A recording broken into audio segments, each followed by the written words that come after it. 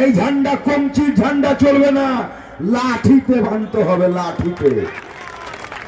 কোমরকে ঢিলা করে দিতে হবে নির্বাচন কমিশনে।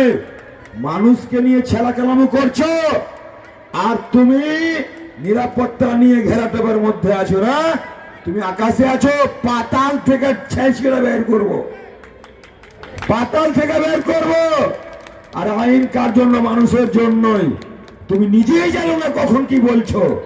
তাই একটা একটা করে আমাদের সংবিধানের উপরে, আমাদের সুপ্রিম কোর্টের উপরে আমাদের আস্থা রাখতে হবে।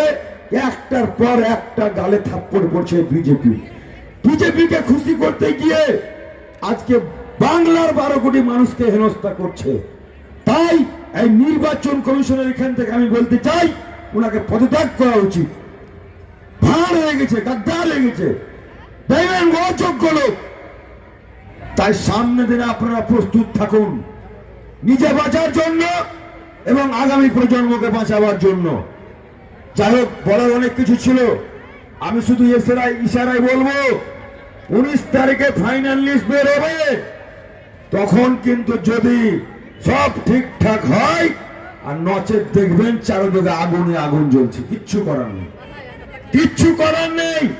এই ধুক ধুক করে মরার চাইতে লড়াই করা মরা আমি মনে করি জীবনের সার্থক।